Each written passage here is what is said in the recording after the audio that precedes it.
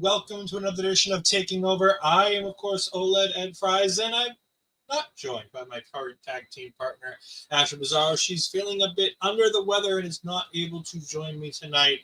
But you still get me talking all things Dreamwave Wrestling, and this was a fun show to watch.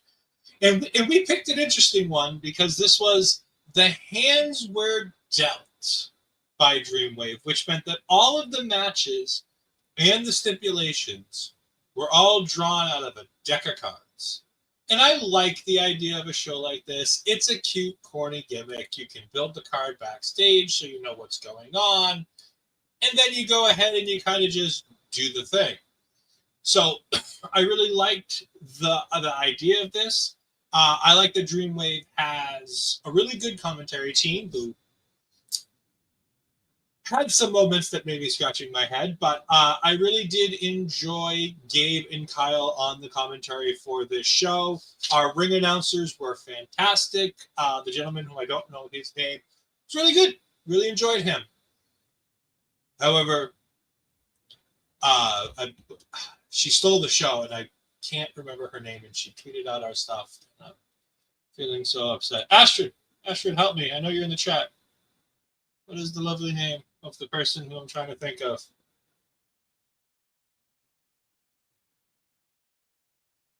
Oh no, I can't get it. I will look that up while I get ready to go into this show. So this is a fun show where all the matches, at least for the crowd, were unannounced matches that they just went ahead and put on, which meant that the crowd didn't know who to expect to see. The crowd didn't know who they were expecting to have, whether it was going to be a tag team match, whether it was going to be a singles match, or indeed of other things, it was going to be a scrambles match. Hello, Bobby. Thank you for joining me. I greatly appreciate it. Yeah.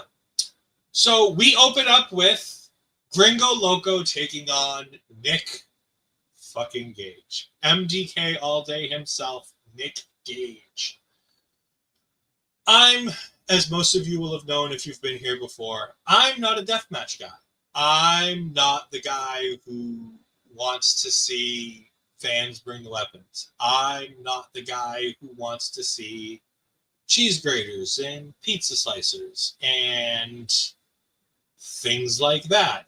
Those are things I don't necessarily need in my professional wrestling. However, I will say that people give a bad rap. And Bobby here comes in and says, Gringo is fun. No thanks to Nick. And here's what I'll say. Nick Gage makes the storytelling of and I'm going to use this match in particular as the example because it's one of the few full matches of Nick Gage's that I've seen. Because again, I'm not a deathmatch guy, so I tend to stay away from the Nick Gage matches. Hello, Astrid. Astrid, the female ring announcer that we were talking about all day that I cannot remember for the life of me right now that I need to know the name. What is her name? Because she was lovely, and right now she's on my list as number 2 ring announcer behind Rich Palladino as far as professional ring announcer. Val Capone, thank you. Thank you very much. I felt so bad because she retweeted our stuff today, and for the life of me, when I was trying to do it all in rhythm, I couldn't remember the name. Val Capone was fantastic on this. I loved the energy she gave when she was announcing the ladies. When somebody come out, she'd give a reaction. So many people, when they're doing ring announcing, try to be very straight-laced, very down the middle, and very, just straight down the middle, no bias. I love how she was getting up and down for Becca. She was very excited. When Brittnie came out, she was shocked and excited. There was a lot of fun that came from Val, and I'm very much looking forward to seeing more Val on these shows because I'm going to watch more Dreamwave. I'm going to watch more Uprising, and I think that's going to be something fun to see more of her because I liked this whole production. Back to our opening match of Gringo Loco taking on Nick Gage. I thought this was a really fun and interesting kind of hardcore match. It didn't do a lot for me, and they didn't go too wild and crazy, but they did some stuff that you don't ordinarily see, which I liked. Gringo Loco gets the win in this match with the leg drop through the door onto Nick Gage, which was a very interesting spot. Again, the pizza cutter, the fans giving the steel chairs, the Irish whip onto the barricade that was leaned up against another barricade on the floor. There's a lot going on in this match. There's a lot happening here. And again, it wasn't a bloody death match, but it was certainly more hardcore than anything else we saw on the card. It's not my typical enjoyment style, but I like that it was the only thing on the card that kind of felt like this. It had its place. And to have Gringo Loco, who's, as Bobby said, the Gringo Loco has now had 2 reviews on our local establishment in under a week. That's good for him. I've seen Gringo Loco work before. I like him. Like I said, I understand the appeal of Nick Gage. It's not my cup of tea, like it's not Bobby's cup of tea, but I know that Lauren would probably love watching a Nick Gage match because I do know that Lauren does love a good death match. So there is that ilk and that crowd that's going to love something like this. And for them, they kind of got what they paid for in this one. I really enjoyed it. I thought it did what it needed to do to start the card. And the crowd really seemed to like it too, which is good.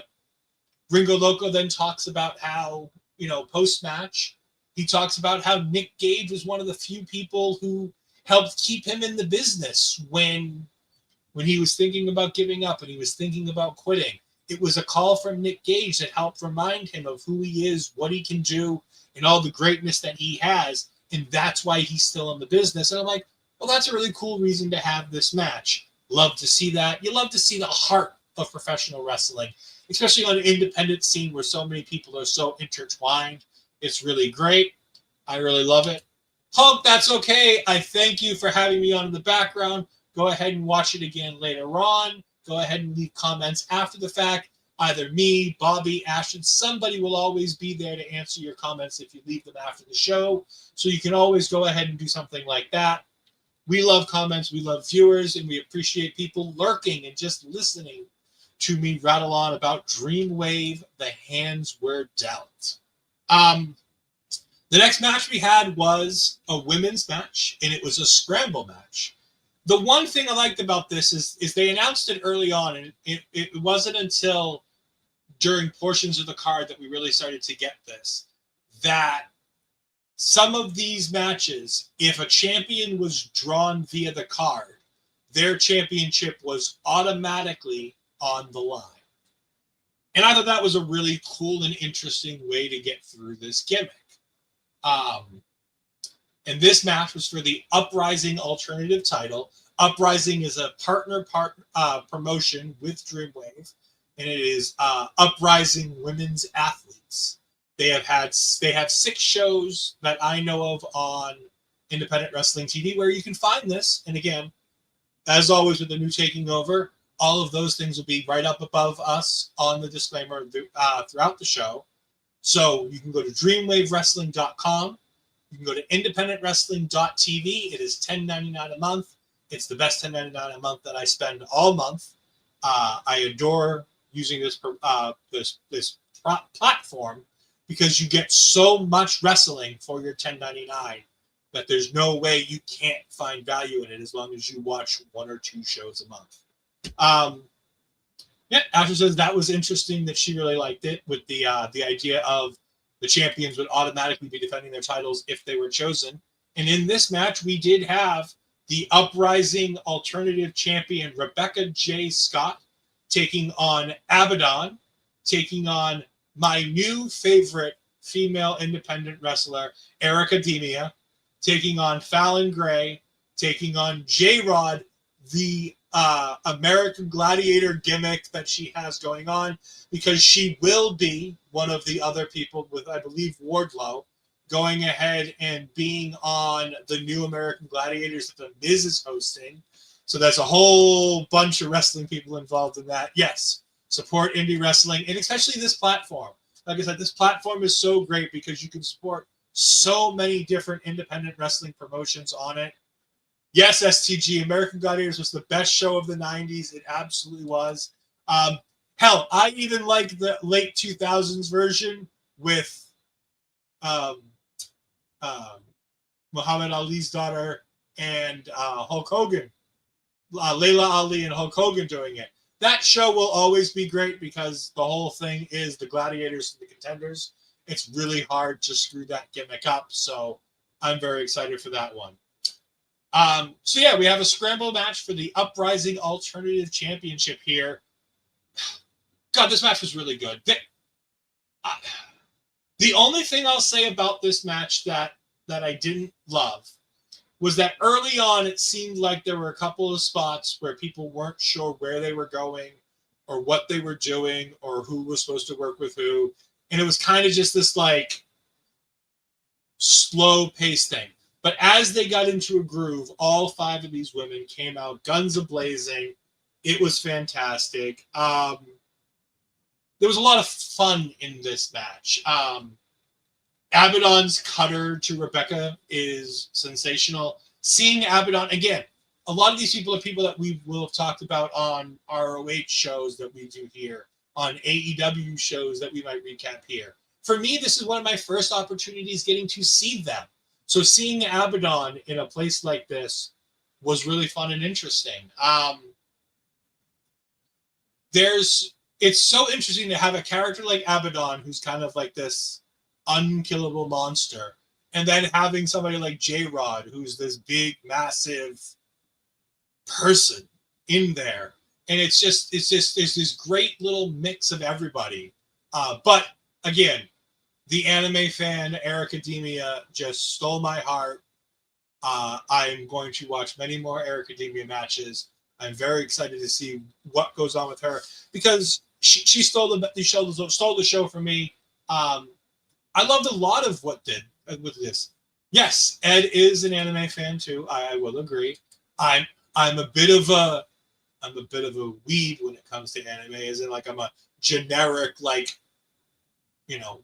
bargain basement, top shelf like Dragon Ball Z anime. Not like I don't get really into it with like the good stuff. I stay away from all the good stuff because I don't understand it, and it takes too much time to get into it because there are so many of them and so many episodes to get caught up on. But sit me down with some Dragon Ball Z, and I'm a good happy camper. Yes, STGs. I'm a weeb on many things: video games, anime, sports. Yeah, it's fantastic. I love this though. I thought everybody taking out J-Rod at one point was really good. I thought that it was a well-spaced match where everybody got their spot, everybody got their opportunity, everybody looks great. But coming out of it, RJS, Rebecca J. Scott, does indeed get the win with the rear naked choke on Failyn Gray. Great match, great finish. I liked all that. And more importantly, what they continue to say throughout this show that I think is really interesting when it comes to talking about what we're going to talk about at the end of the show and what we're going to talk about next week is that this was part of a triple header weekend for them with 3 different shows. And they did a show earlier this afternoon on August 2nd. This was all, again, so this, like the Richard Holiday show that we did last week, this is taking place SummerSlam Sunday.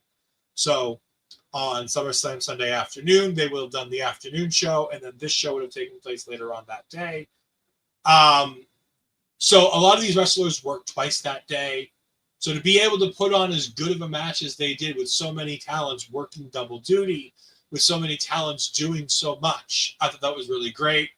J-Rod stands out for me. Rebecca stands out for me. It was very fun to see Abadon, as Bunsen says, having done this just very recently. Double shows in one day is rough.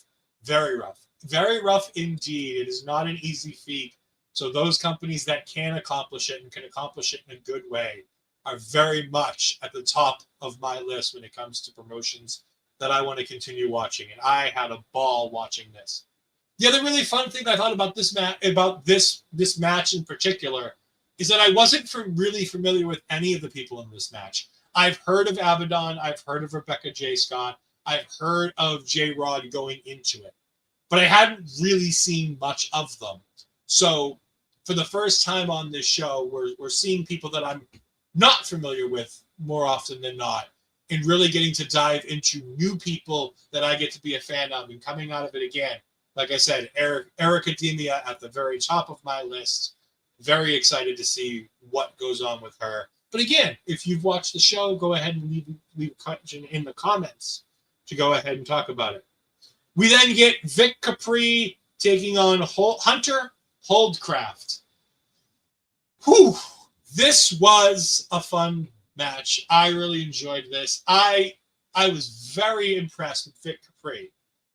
Not realizing that he's a veteran seemingly at the end of his career. I was very excited to see more of him. I'm going to have to go back and watch some of his older stuff, apparently, because we find out at the end of this that this was Vic's last show in LaSalle, Illinois, where we're having this show take place from. And that's a bit of a bummer. But at the same time, I really enjoyed this. There's a lot going on here. The commentators are putting over that Hunter Holdcraft is like a young Vic Capri. And I like that they're giving me a little bit of insight into this. They continue trying to hit the sliced bread, which I think is it's such a great wrestling move. And I love the idea to use it as a way to try it once, it doesn't work. Try it twice, it doesn't work.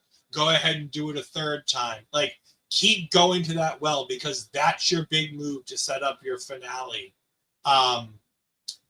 Vic Capri is a standout in this match. I thought he had everything going on in this. Hunter Holdcraft felt to me like a little bit of a young Chad Gable. There was a lot of Chad Gable-esque pieces of his move set. He did Chad Gable's rolling suplex thing that Chad Gable loves to do. Chaos Theory, that's the move. He did do that at one point. I love this. I loved everything about this match. It was really good. I think if you're gonna watch more than one match on this card, this is one of the two matches that I think you should watch. This was a bunch of fun. These are two guys really going at it. And then again, like I said, the post-match, the owner of Dreamwave comes out and he announces to the crowd that this is the last time that we're seeing Vic Capri and LaSalle. He said that Vic didn't want to make a big deal of it, but he had to do something, because 23 years ago, when he bought a ring that he couldn't afford to start a business and to start up his thing in the wrestling business, Vic Capri was one of the first people that he called. And to me, that just says everything you need to know about a promoter and about a talent, and how intertwined the wrestling business is with people who treat you right and people who do right. How 23 years later, you can still have those connections and still have that deep meaning friendship. And that's why in the wrestling business, there are so many people who say, you don't get in the wrestling business to make friends. But those friends that you make in the wrestling business tend to be friends for the rest of your life. And this seems to be one of those things. Hopefully we get to see more of Vic Capri in other areas. If he's not going to be working in LaSalle, hopefully this isn't, his way of starting a retirement. But hopefully we can see more of him, because I really enjoyed what we had from Vic Capri here. Yes, STG, what is your question for me? And while you go ahead and get that question queued up, I'm going to let you guys see what we've got coming up this week from our local establishment. So here's the video. Why don't you try to be wise? Know that I need you anyway.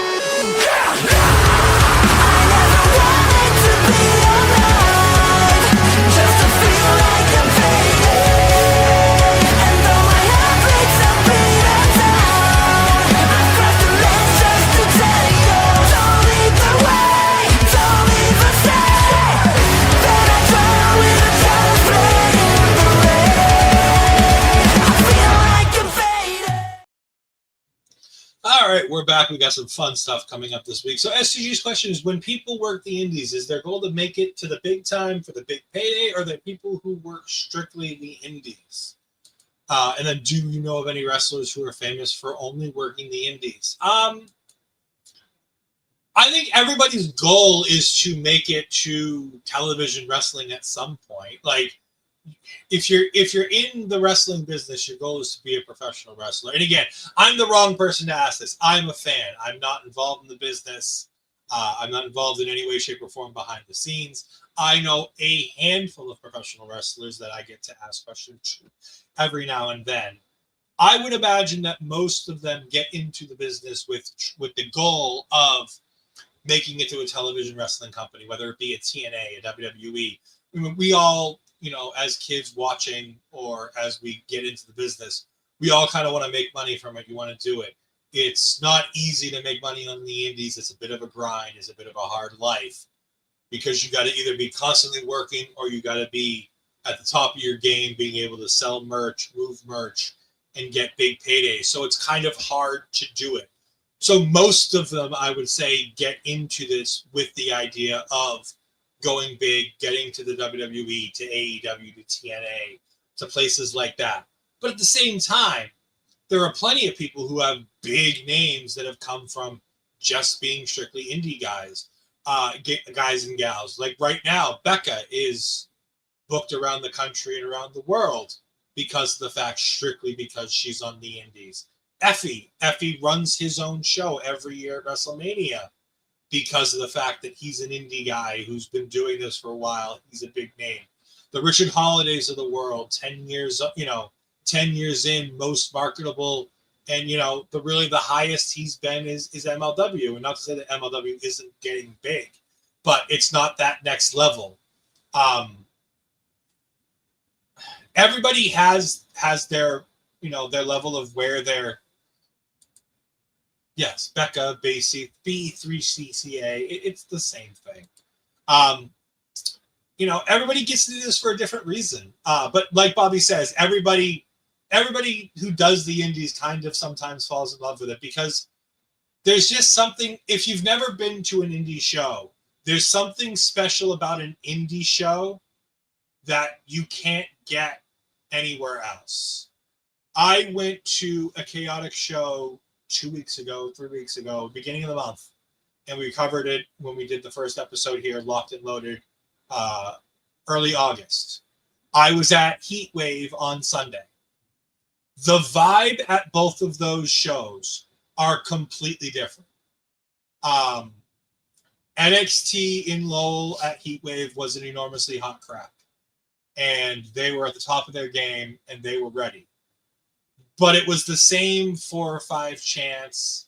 We knew what we were getting, and we got the things we needed to get.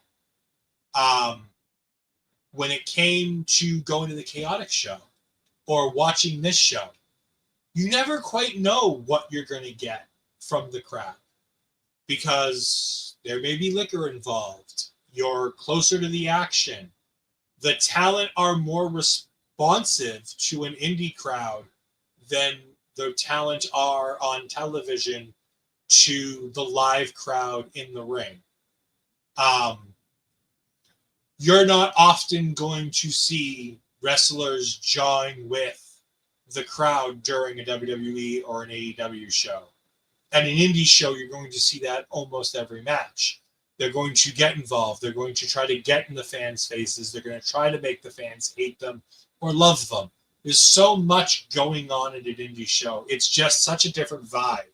It depends on the talent, but I think everybody gets into this with they want to support their family. They want to do the thing they love to do. And the thing they love to do is wrestling. So if they're doing wrestling for WWE and making great money there because that's their dream, because that's the company that everybody kind of thinks of when we think about professional wrestling, up until recently. And that's kind of what you do. So, like I said, SG, it's a bit of a mixed bag, but again, I'm not quite the right person to ask. Bobby's a lot closer to it, and where he says that most get into it with the intent of going big.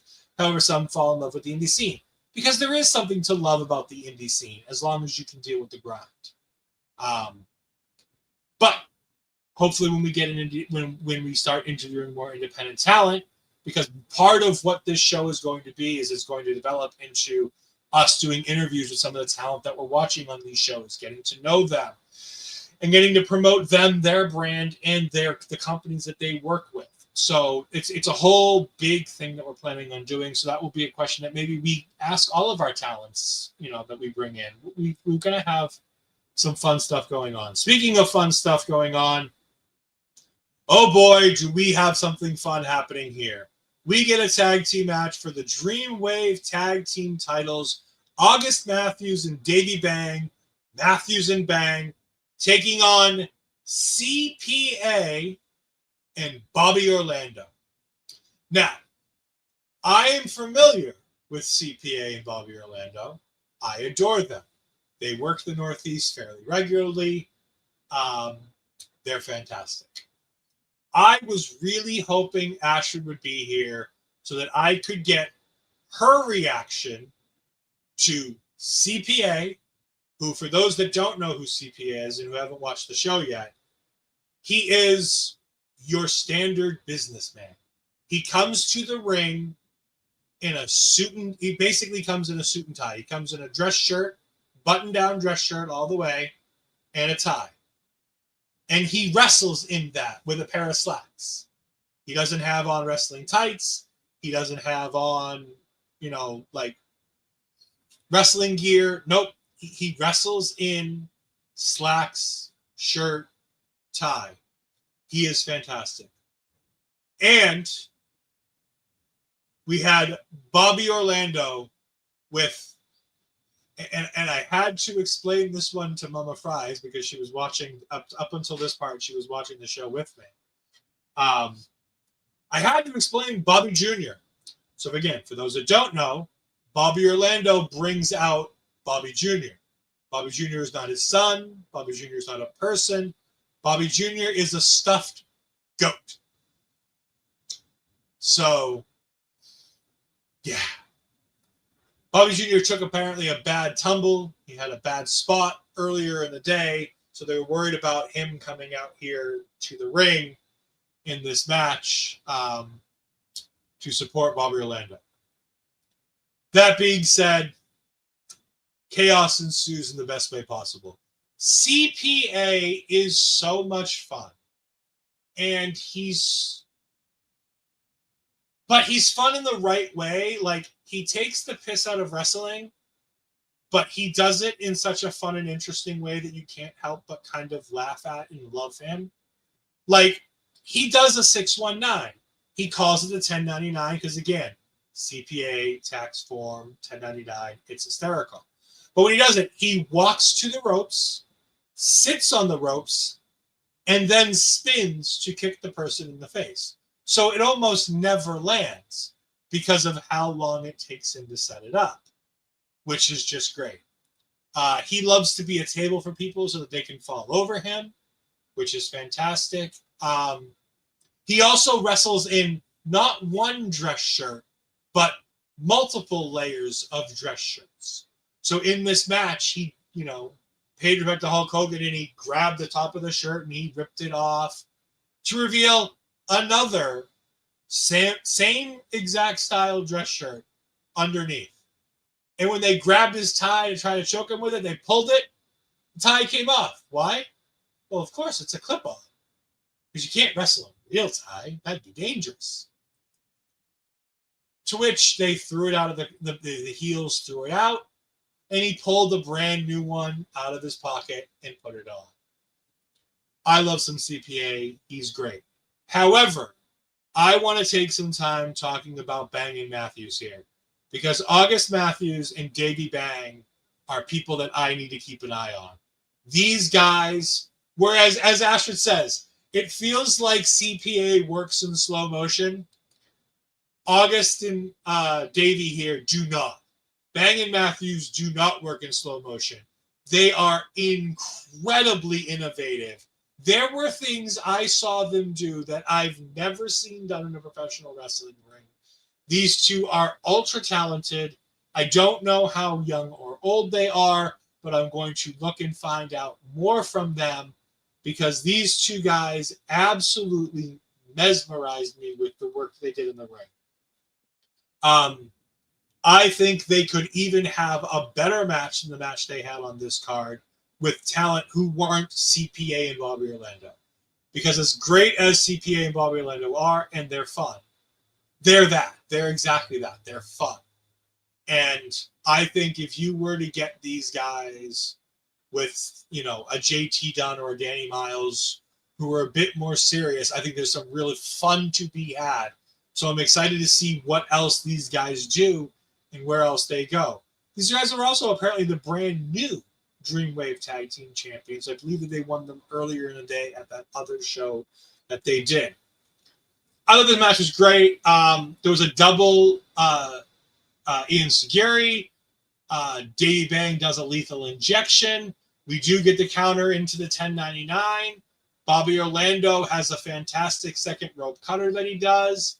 There were a bunch of near falls where I thought they might actually give the titles to CPA and Bobby Orlando. And I think that would have been great. So much fun going on here. So much good stuff. This is a match you need to watch. If you're watching this card, you get the opportunity, and you only have so much time. This is a match you gotta be able to check this match out. I was really into this. August Matthews, Davey Bang. You guys are my one to watch because you guys were sensational on this card, and I need to see more from you two.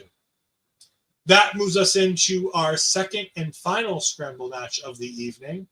And this match is for the Dreamwave Alternative Championship. Our earlier Scramble match was for the Uprising Alternative Championship. And this match includes the champion Kody Lane taking on Gage Noonan, who is otherwise known as 12 Gage, versus Christian Rose, versus, of course, B3 CCA Becca herself is here performing her hit song on Becca, on God, doing the damn thing. And again, it seems like every time we do one of these shows, somehow a couple of these talent seem to sneak their way onto repeated shows. It's so much fun to see some talent that we know and learning about new talent. The moment of this match for me, and I don't know about it for Ashley, I'm hoping in the chat she can go ahead and give her moment of the match for her on this one, was Christian Rose at one point does a Three Amigos. Then they try to go ahead and get on Christian Rose, and they try to double team him. And he does a double suplex version of the Three Amigos. Like, that is insane. Insanely talented. I have never in my life seen anybody roll through double suplexes and do them repeatedly like a Three Amigos. This was sensational. It was my favorite spot out of any match on the entire card. I couldn't get over it. Becca was the most over person with this crowd in the entire show, which is interesting. It was very interesting that of all the people on the show, that Becca was the most over on this show, because she's a more touring talent as opposed to a homegrown talent. And from my experience at Chaotic, it tends to be the local homegrown talents that have that definitive advantage when it comes to the crowd base. Yes, I understand international fake pop star Becca, but it's just, I thought some of the homegrown talent would have been more over on this show.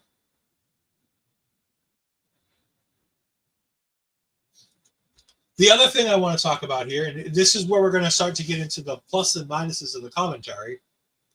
Commentary was really good up until this point, where we had one of the guys going a bit goo-goo gaga over Becca, a little more than I would have appreciated. We'll get back to him later in the show with a bit of an issue I had with him in the main event. But I could have done with a little bit less. It was almost like Bobby Munson was on commentary for Becca in this match. And I hear enough of that in the local establishment chats. I don't need to hear it on my commentary for the rest of the matches. It is what it is. At one point, Cody Lane is trying to do a. I'm glad that Astrid saw the same point and agreed. I'm very happy about that. I thought it was going to be just me. There was a bit of a weird spot in this match where Cody accidentally drops Gaige really horribly from the top rope down he bangs his head off the first rope, bangs his head on the ring apron, and then falls to the ground. It was a bit of a tough spot, but Gage came back into the match. It was fine. It was great. Cody Lane is ultra athletic. I'm very excited to see more of his performances because, again, all of this is introducing me to new talent, people that I really like. From Ashton's notes, we can see that there was the reverse stomp from Becca. Cody Lane did have a big moonsault. Becca takes everybody down with a big moonsault of her own. She also hits a 450 splash from the top rope where I thought she was going to win the Dreamwave Alternative Championship. Unfortunately, she didn't. Bobby, I only fan out when I'm not working. I call my matches like a sportscaster, fair and to the point. That's fine. And like I said, I don't mind somebody being a fan of a talent and being into that talent, but it was a bit overboard in this particular match. Astrid agreeing with me that the spot where Gage Noonan got dropped was indeed a bit of a scary spot. It was. But in the end, Becca submits to Cody Lane. Cody Lane retains his championship. And again, really fun, really good match. Really enjoyed this. Multi-person matches are always tough. You always feel like either somebody's not getting enough shine or they're not working enough because you got to continuously rotate people in, people out, so they get to do more or they get to have more downtime. It's always tough making a scramble match, work. Like Bobby says, it's hard to do multi-person matches in a way that always works out. I thought both of these multi-person matches were good. I thought that there could have been a little bit more, a little bit better with everybody kind of being involved. It seemed like it was very Becca heavy. It was very Cody Lane heavy. I felt that there was a little bit more that could have happened throughout the match. But again, great match. I liked it. I'm very excited to see more. I'm going to definitely be making sure that I'm sat down October 11th to make sure that I'm ready for their Trick or Treat show in October. We'll get to a couple of the reasons why when we get to the end of this card, because they announced 2 matches tonight that are going to be taking place on that October 11th card. Even if we don't review it here, I'm going to be very excited to watch it on my own, and I'm going to hope that everybody else does too. We now have our singles match for the Dreamwave Women's Championship with Amira taking on M by Elegance. Maggie Lee herself is here in Dreamwave, representing Dreamwave as their Women's Championship. I saw her the other night in Lowell. She was fantastic. She was tall. She looked great. And then this was an opportunity to get to watch her wrestle. And having watching her wrestle, I see why TNA made sure to pick her up. I see why TNA has brought her in with the Elegance brand. She fits so well into that brand. She is such a showman. She is such a talented in-ring wrestler. Her moves are crisp. She's got a very varied move set. But her big boots are up there with Charlotte in terms of high quality, really good looking, big boots into the corner. I thought she was the star of this match. I'm not too familiar with Amira. I thought she did really well. This match it took a bit longer than I thought it would, but it also felt shorter than I thought it was when the match was over. It kind of lived on both ends of the world, so I guess it was probably the right length of a match. But I got engrossed watching it and felt like I wanted more. because the finish kind of feels like it comes out of nowhere. But at the same time, I also felt like I was starting to see repeat spots and I wanted to see something new as well. But I really enjoyed this match overall. I think it's the best women's match on the card from pure women's perspective, and there are only 2 of those matches. But I think it was the best women's match on the card. I don't think it was the best match involving women. We'll get to the main event in a little bit. But Maggie Lee does indeed cheat to win by using her legs, her long legs, to be able to get some added leverage on the second rope, to be able to keep Amira down for a 3 count. The other thing I want to talk about with this match is it was very nice to see Maggie Lee, a big, tall lady, to be able to do a Tower of London, reminiscent of a Nigel McGuinness, or as I knew him more often than not, Desmond Wolfe. So I really liked this match. I thought it was really good. I thought it was really interesting. I was very intrigued by this and where it goes from here. Maggie Lee's now continuing her reign with the Dreamwave Women's Championship. Who's up next for Maggie Lee is going to be a fun one. Ashton enjoyed this one too. Yeah, there was a lot of good stuff in this match. And again, I was very impressed with Amira, but again, Maggie Lee stood out for me. She's the one to watch for me in this match. And again, you can watch her on Thursdays on TNA because that's where she's residing right now on television wrestling. Or you can go ahead and watch her on the independent scene. But I hope that you guys do pay attention to Maggie Lee because I think she is a breakout star ready to go. I think it's just she needs that match that's going to get her over everywhere. She needs that one big match that's going to propel her to the stage that she needs to be on beyond TNA. So hopefully with some WWE stuff with NXT, we can start to see that because I think her in that NXT women's division will absolutely be a sensational pairing between both companies, and it'll be great for Maggie Lee going forward. We, of course, now get our semi-main event. It is a tag team match with a name that we're all going to be familiar with, and I'm very excited to get Bobby Munson's reaction to this because we finally get to see Sidney Bacabella in the height of his glory because he is with his prized representative here, world-class Channing Thomas. For those that don't know, so if you don't know Sidney Bacabella, he loves to pretend like he's an old school wrestling guy from the territory days.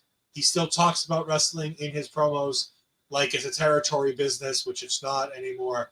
Vince McMahon killed that. He claims to be a 1992 former WWE Hall of Famer, claiming that he got kicked out. There also was no Hall of Fame in 1992, as the first year was 1993, and that was the induction of the first WWE Hall of Famer, Andre the Giant. He is here with Channing Thomas, world-class Channing Thomas, which is a nickname that goes back to the territory stuff that we talk about with Papa Smokes and over here with a trip to the territories, because world-class represents world-class championship wrestling, WCCW, which would have taken place out of Texas. And I'm almost certain, and Bobby, you can correct me if I'm wrong, territory run by the Von Erich family. Fritz Von Erich, I believe, booked that territory with Kerry and all of them coming up through that territory.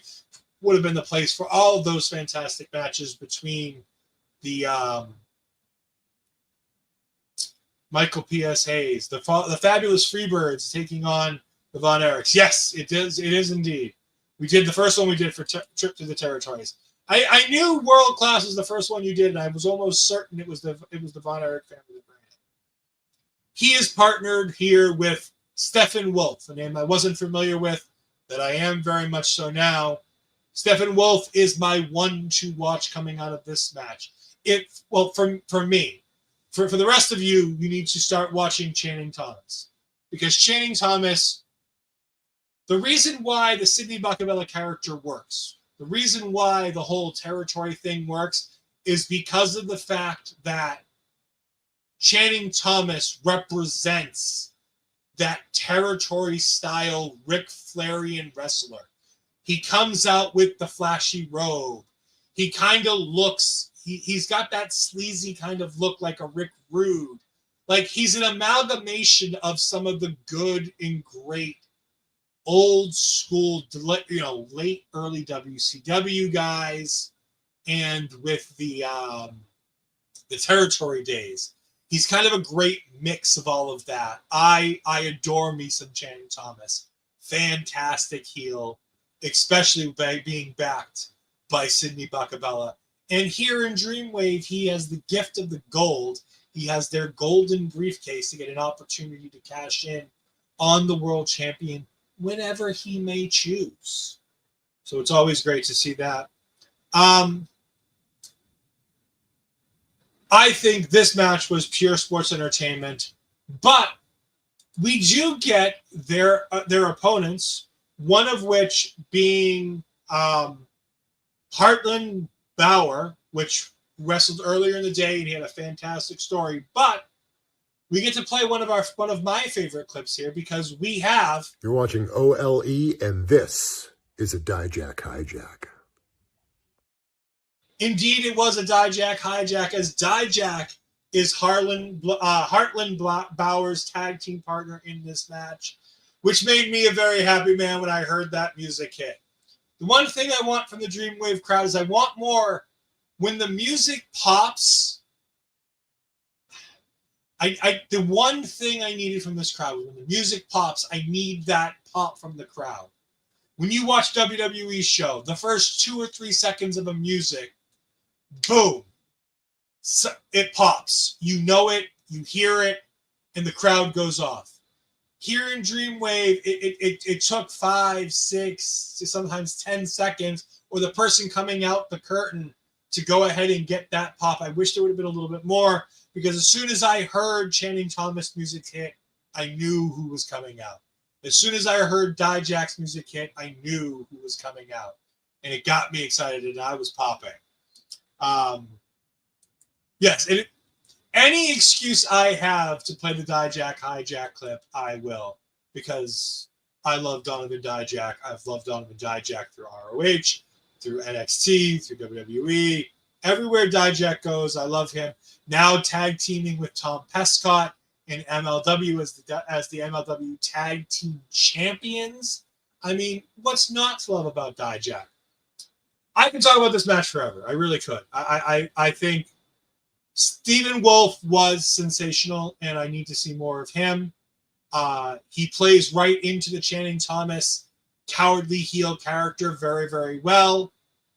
I really enjoyed everything they did to kind of keep Harlenbower in the ring. And the Harlenbower story was the pivotal point of this match. And I loved how good it was. He had an earlier match today where he'd seemingly gotten in storyline, had gotten a concussion. Hopefully they wouldn't have sent him out there if he had had a real concussion. So I'm going to say in kayfabe, in storyline. And he had kidnapped Cindy Bacabella by taking because it was at some kind of a festival show apparently earlier in the day. He had kidnapped Cindy Bacabella on like the little golf cart thing that they had. So, yes, Zach, I see all of your happy national days. I greatly appreciate it. I'm trying to stay on topic as best I can. We do appreciate all of your wonderful national days popping in. I believe I showed it earlier on in the beginning of the show. You've been popping it in a few times. I apologize for skipping some of them. I'm trying to do the best I can with keeping up with the chat, keeping up with my notes, and keeping up with making sure that the show doesn't go too long. I love that the whole crux of this match was Harlenbower and him making the hot tags, or him trying to get his hands on Channing Thomas, because apparently there's a history there. There's so much good stuff involved with all of that made this match great. I mean, I could talk about Dijak all night. Dijak's fantastic. We love Dijak. Feast your eyes on Dijak. Everybody watch more Dijak. We then get to the win where Channing Thomas steals the victory. And that's great. That's exactly what needs to happen. The bad guys get the win. in that is that Channing Thomas was going to try to use the briefcase. It got stolen by Dijak, and then Dijak tried to use it on Channing Thomas, but Thomas ducked, and he hit Hartland right in the face with it. Harlenbower went down. Thomas gets the win. Dijak goes in to apologize. Hartland's not happy post-match. They get into a big brawl. Chairs are involved. It's a fun little brawl. It takes a bit too long. They start ECWing it with Dijak taking 5-10 chairs from the crowd. At one point, he was even being handed the chairs by the crowd. He wasn't just grabbing them out of the crowd. They were physically handing him the chair, which was really cool and interesting. He then, instead of throwing them on top of a guy who potentially had a concussion, I like that he threw them in the ring and then gently stacked them on top of Hartland so that he could make the big power spot to get up. That brings out whoever they didn't give us a name, but it's the person who is the kayfabe storyline runner of the show, who says that he knows where this is going and he's sick and tired of getting Harlenbower what he wants, but he knows where it has to be and he understands why Hartland's mad. So here's what we're going to do. October 11th, Harlenbower versus Dijak, Trick or Treat, Buried Alive match. I've never seen anybody other than WWE do a Buried Alive match. I'm going to be very interested to see how in an outdoor show you can gimmick a real live Buried Alive match at an independent wrestling show. This match is why that October 11th show is must-see TV for me. And again, you can find that show once you get the monthly subscription at independentwrestling.tv or Indie Wrestling TV. You can go ahead and watch that. All of their back catalog and all of their live shows completely free on top with your subscription price. It's not like these big shows you have to pay more to watch them live. No. If they're on there, as soon as they're on there, or if they're a live broadcast, you can watch them live. You can watch them on demand. And they're all for the price of your subscription. And there are a bunch of different promotions in there. So definitely go ahead and check that out because that's going to be a match to be seen. However, we are finally here, and I'm going to take a drink before I do my best Bobby Munson impersonation, so give me a moment. We are finally here at our main event of the evening. How was that, Ogre Lord? Did I do good? Let me know in the chat, guys. Where out comes the Dreamwave champion, Connor Hopkins, who I need to see more Connor Hopkins. Okay, thank you, Bobby. I appreciate it. I need to see more Connor Hopkins because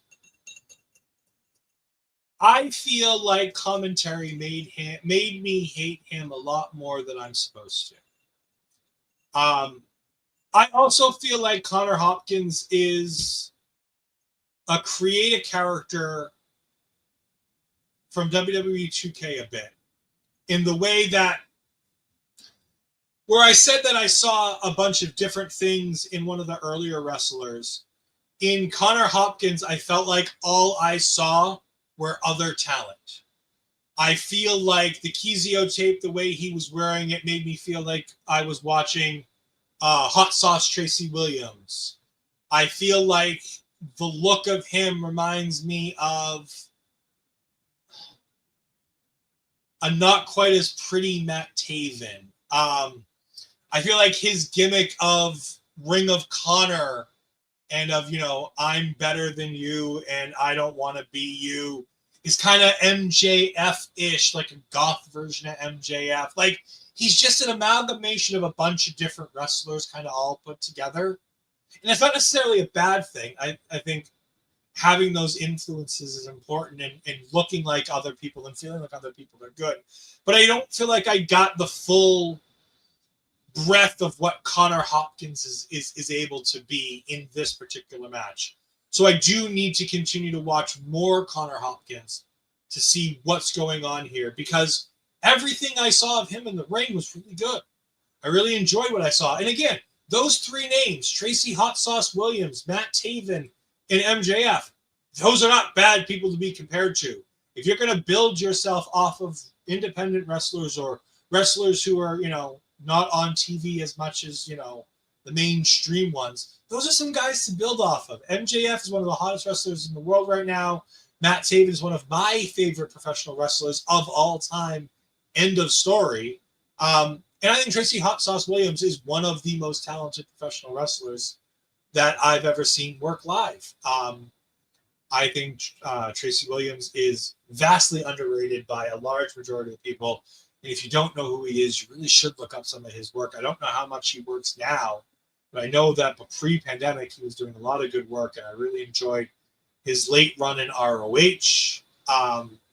In the late days of ROH before it got bought out, he was doing a lot of good work there. His opponent was Brittnie Brooks, which got the crowd very hyped.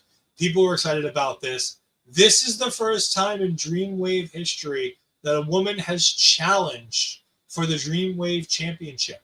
Brittnie Brooks was going out here to be the first ever female Dreamwave champion in this match. And before we get to the match itself, I do have to say this is the moment where, yes, yay Brittnie indeed. As soon as I heard it's Brittnie, bitch, I smiled so bright. I didn't care who it was. I knew that it was Brittnie Brooks because I knew what the main event of this show was. So I knew already who was coming out. But I didn't realize she came out to Britney Spears' Give Me More, which just put a big old smile on my face as I'm a big Britney Spears fan. However, commentary. I don't know which one of them it is. I don't know if it was Kyle. I don't know if it was his commentary partner here. They beat to a dead horse the words woke and progressive throughout the entirety of this match. If you're going to have intergender wrestling like you had throughout the show, because remember, you had B3CCA Becca herself in a match with 3 other guys earlier in the show, where you didn't beat this dead horse. During the entrance for your world champion, you talk about how he got pinned by your Dreamwave alternative women's champion, Rebecca J. Scott. I'm sorry, the Uprising alternative champion, Rebecca J. Scott, earlier in the day at the earlier show. We talked about how he lost to a woman earlier. So why did we have to beat over with a dead horse the fact that it's okay for him to hit a woman in the match during the intergender thing? Like, if it's intergender, you just kind of got to go with it. You don't need to make it feel like it's anything different, especially if you're trying to promote the fact that Brittnie Brooks might be winning the quote-unquote men's title for the first time. Like I said, this is neither a problem for the Dreamwave company as a whole or for either of the professional wrestlers in this match. However, it did bring the match down for me a bit because it was hard to concentrate on the match because that one commentator was so overbearingly annoying with the things he was saying and doing with that it just made it difficult to just sit down and enjoy the match. I have also watched this match on mute, and this match on mute is really, really good. It's actually better than having watched it with the commentary, although you miss the crowd because the crowd was really into this match. They wanted Brittnie to win this match. Brittnie Brooks is an absolute star. Why she's not on somebody's weekly television every week is beyond me. Whether it's TNA, AEW, Ring of Honor, WWE, ID, somebody needs to pick up Miss Brittnie Brooks because she is a star, S-T-A-R, all capital letters. She was the biggest female star on this show. She was the best female wrestler on this show. She is an absolute scene-stealing star, and I cannot wait to see more Brittnie Brooks matches after having watched this. There were incredible near falls in this match. There were multiple times where I thought Brittnie Brooks was winning the Dreamwave Championship right here in this show.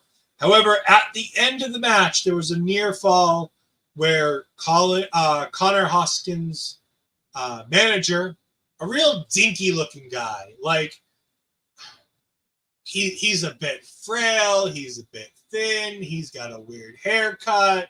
He's just a dinky-looking dude. Like, it is what it is. Pulls the referee out, obviously gets kicked out of the match, but that was your visual pin for Brittnie Brooks to get the win, even though she doesn't end up getting the win in the end. That was really good. While that's happening, Connor tries to cheat and hit Brittnie with a low blow. Obviously, it doesn't work on Brittnie Brooks because she's not a man. So Brittnie Brooks returns the favor and kicks him in the balls.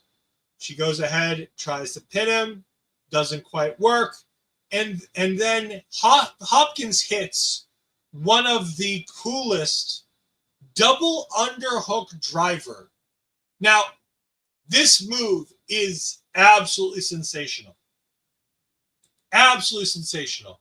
It starts off like a pedigree, goes into a straight up like it's going to be a Pearl River plunge, and then ends like a pile driver. Sensational match. Sensational finish. But for some reason, because of the commentator, and because of the way that the match was told with the commentary, I was deflated at the end of the match. Like, Connor wins, and I'm supposed to be deflated that the heel wins. I'm supposed to be deflated that the babyface didn't get the job done, that history wasn't made. But on top of it, I didn't feel bad for Brittnie for losing because she lost. And I didn't feel like, oh, damn, the heel got the better end of the stick. I just felt like it was over, and I was like, oh. I really enjoyed this match. This is my match of the night, to be honest with you, still. Amongst all the things I have wrong with this match, it's so good it's still my match of the night. Because I think that the action inside of this is fantastic. I think this is sensational. Brittnie, like I said, Brittnie Brooks is a star. Capital STAR, star. Yes. The low blow is the second most devastating move in the professional wrestling landscape after the roll-up. The low blow is now the great signature move. It's only a signature move when you go ahead and you do it like Richard Holiday does, like this. When you kick somebody, it's just a low blow, Bobby. It's not the signature move thing. Because you got to be careful, because Richard Holiday will come after you with his signature move and try to steal his signature move. No, not that star. That's the wrong star. STAR, single R. No double R's here. We're not Vince McMahon, and we're sure as hell not that guy. And if you know, you know, and if you don't, well, just look up star in wrestling, and you'll find out why we're definitely not that guy. Anyways, I really love this. I really love this one. Then Channing Thomas comes running out after the match, and Connor Hopkins books it because he knows he can't be cashed in on if he's not in the ring. And he books it out of there. Sydney Bacabella, Bobby, you're going to love this. You're going to have to go back and watch the show now. He takes off the stupid toupee and throws it at Connor Hopkins as he's running away. He calls out Connor Hopkins for being a chicken shit. And then Channing Thomas announces that he is going to cash in his briefcase in October, on October 11th.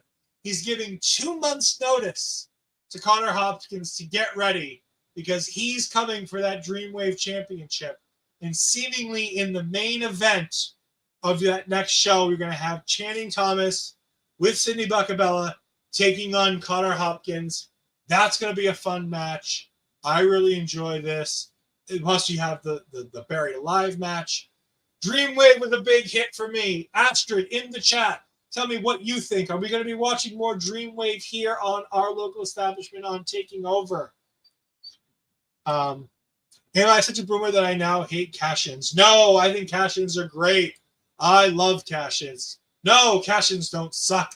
Let's talk about Bobby. Bobby. No, yeah, we love some cash.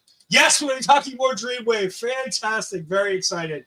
This roster is sensational. I love this roster. And I have permission earlier from my wonderful tag team partner, the Natural Ash Bizarro. I do have that permission that I'm going to go ahead and announce that our next show next week will be also taking place from Indie to Independent Wrestling TV.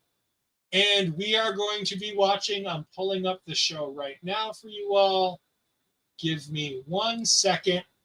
We are doing the partner promotion for Dreamwave Professional Wrestling. Yes, we are doing Uprising, and we are doing the show that took place the day before.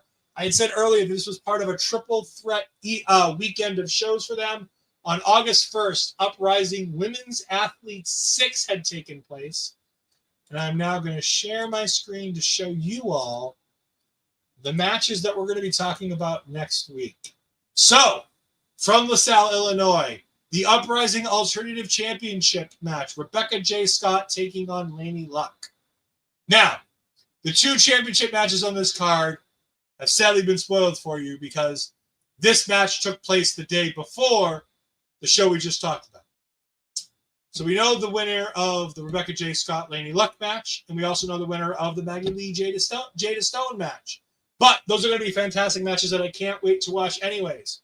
We're also going to be able to see Sierra Vale taking on Izzy Moreno. If that name sounds familiar for you all, it should, especially to an NXT-liking audience. Izzy Moreno is the Bayley superfan from the match that just had its anniversary, Sasha and Bayley. She is the fan with the headband that got broken. So, yes, Izzy Moreno is now a professional wrestler. We're watching our first Izzy Moreno match. It'll be the first time I watch her in ring at all. Brittnie Brooks, the star I just got done talking about, is now going to be taking on Amina Belmont. We've got Gypsy Mac, who I see all over Twitter all the time. Gypsy Mac taking on Reagan Lensdale.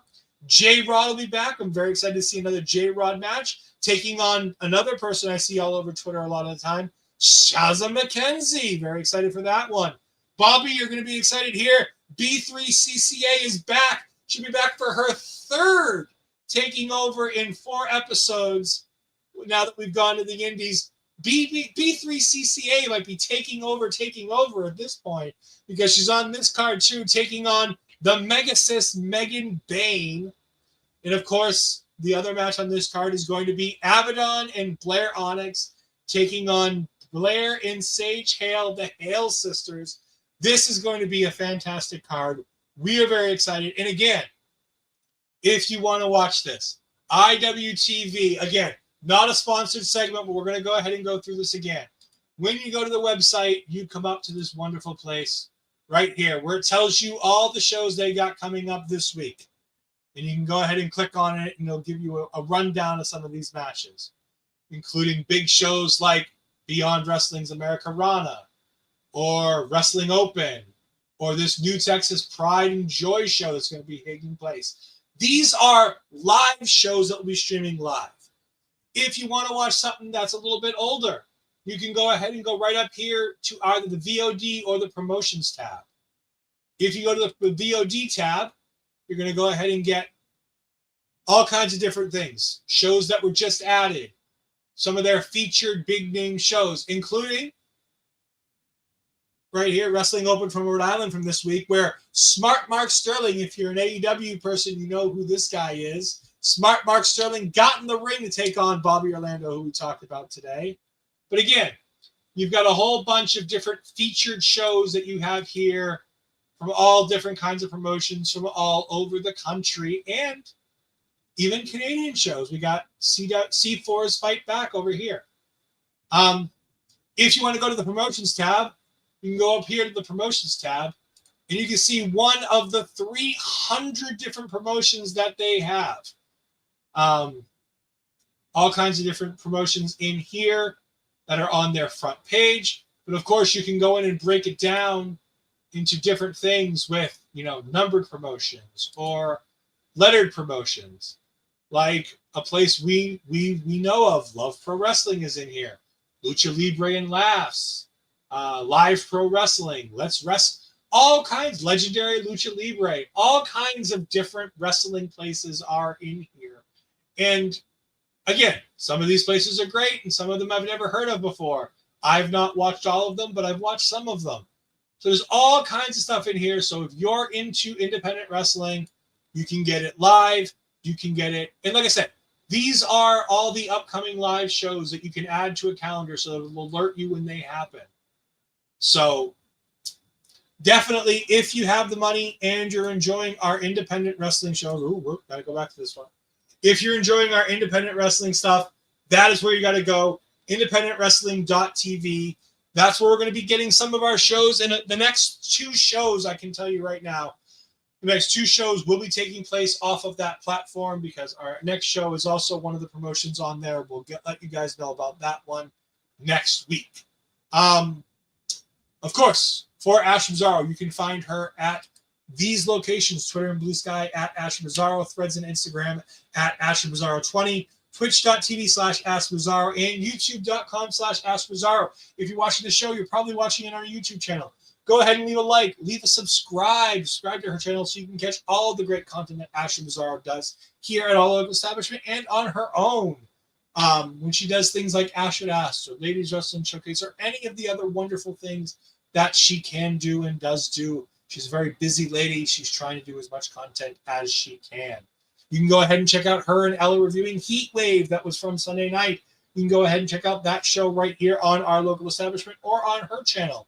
And of course, you can find all things Our Local Establishment at Ole Podcasts on Twitter, Instagram, Threads, TikTok, all the wonderful places. You can find us there on the social medias, YouTube and Twitch. You can find us at Our Local Establishment. And again, we want to thank our wonderful, the wonderful promotion that we watched tonight, Dreamwave Wrestling, which you can catch at dreamwavewrestling.com. You can catch them at, I believe it's DW Wrestling on Twitter. But if you search Dreamwave Wrestling, it will pop up. We had a ball watching them tonight. I greatly appreciate all of you guys bearing with me on a solo show as Asher wasn't feeling well. You know, she wasn't feeling well this morning. I thought the adrenaline boost of a Taylor Swift engagement would be enough for her to get through the show, but it wasn't quite enough to get her through the show. So we decided for me to go alone. But yes, we do want to say congratulations to America's favorite gym teacher and English teacher, Taylor Swift, and soon to be Travis Swift in all of their glory as they are engaged. So congratulations to them on all the wonderful news. Remember, you can catch Our Local Establishment at all the wonderful places. And again, we have it right here on the bottom of the screen every week. And again, like I said, Uprising next week, an all-women's show next week. Ashley was very excited for that one. We'll be back with a fun one given to us by a fan of ours and a contemporary of ours from a different media platform, The Hive, has given us our show for the show that we're going to be covering in 2 weeks. But we'll tell you more about that next week. Until then, I've been Ed Fries. Thank you for joining me. I apologize for this going so long and only hearing my voice for the whole time. But have a great night. Goodbye. I am in misery.